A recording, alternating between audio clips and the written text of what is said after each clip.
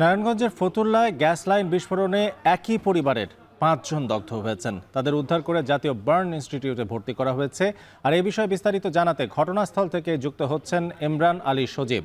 সজীব, দুর্ঘটনার কারণটা জানা গেছে কিনা, কিভাবে এই অগ্নিকাণ্ডটা ঘটলো, বিস্তারিত জানাবেন। ফতুল্লার যে ভুইগড়, সেই ভুইগড় এলাকায় একটি ভবনে কিন্তু গ্যাস লিকেজ থেকে অগ্নিকাণ্ডের ঘটনা ঘটেছে। আমাদেরকে ফায়ার সার্ভিসের পক্ষ থেকে এমনটি জানানো হয়েছে। তো আমি এই মুহূর্তে রয়েছি ঘটনাস্থলে, যদি একটু দেখাতে চাই যে আসলে ঘটনার ভয়াবহতাটা কতটুকু ছিল। এখানে কিন্তু স্থানীয়রা অপেক্ষা করছে, দেখছেন যে স্থানীয়দের একটি ভিড় লক্ষ্য করা যাচ্ছে। এবং সেই সাথে আমি যদি একটু দেখাই যে ভবনের যে বিস্ফোরণের ঘটনায় যে পরিস্থিতি সৃষ্টি হয়েছে, দেখা যাচ্ছে যে বিস্ফোরণের ঘটনায় এখানে যে ভবনের যে পাশের যে দেয়াল ছিল, সেই দেয়ালটি কিন্তু ধসে পড়েছে। এবং সেই সাথে এখানে দেখতে পাচ্ছেন যে যে থাই গ্লাস ছিল, সেই থাই গ্লাসের কিন্তু থাই গ্লাসের যে গ্লাসগুলো যে ভেঙে গেছে, সেগুলো কিন্তু দেখা যাচ্ছে। এর সাথে সেই সাথে আপনার এখানে যে শুধু এই ভবনটিতে এই ঝামেলা ভেঙে পড়েছে সেটি নয়, এখানে যে আশেপাশে যে ভবনগুলো আছে, পাশের ফ্ল্যাট আছে, তারাও সাথে ঢাকা যে বার্ন ইউনিট রয়েছে, সেই বার্ন ইনস্টিটিউটে নিয়ে গেছেন। এবং সেখানকার যে চিকিৎসক আমাদেরকে যেমনটি জানিয়েছেন যে তাদের মধ্যে কিন্তু সবারই অবস্থা আশঙ্কাজনক।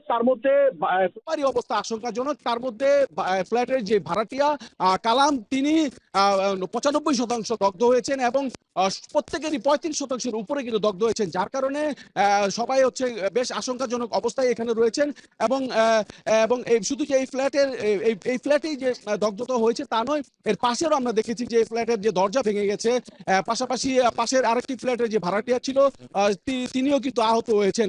তো উৎসুক জনতারা কিন্তু এখানে অপেক্ষা করছেন, তারা দেখছেন। তারা যেমনটি আমাদেরকে জানিয়েছেন যে সকালে যখন বিস্ফোরণের ঘটনাটি ঘটে, তখন কিন্তু একটা বিকট শব্দ হয়। তখন বেশিরভাগ মানুষই ঘুমন্ত অবস্থায় ছিল, যার কারণে সকলের মধ্যে একটা আতঙ্ক ছড়িয়ে পড়ে।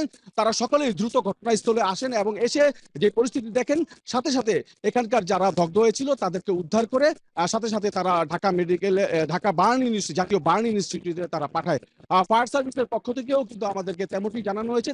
কারণের গ্যাস লিকেজের যে কারণ যেটি বলছে ফায়ার সার্ভিস, সেটি হচ্ছে যে গ্যাস ঘরটি বদ্ধ অবস্থায় ছিল এবং ব্যাপক গ্যাস লিকেজ হয়ে রুমের মধ্যে আবদ্ধ অবস্থায় ছিল। এবং সেই থেকে আগুনের কোন একটি স্পর্শে চলে আসার পরেই কিন্তু আসলে বিকট শব্দে বিস্ফোরণের ঘটনাটি ঘটে।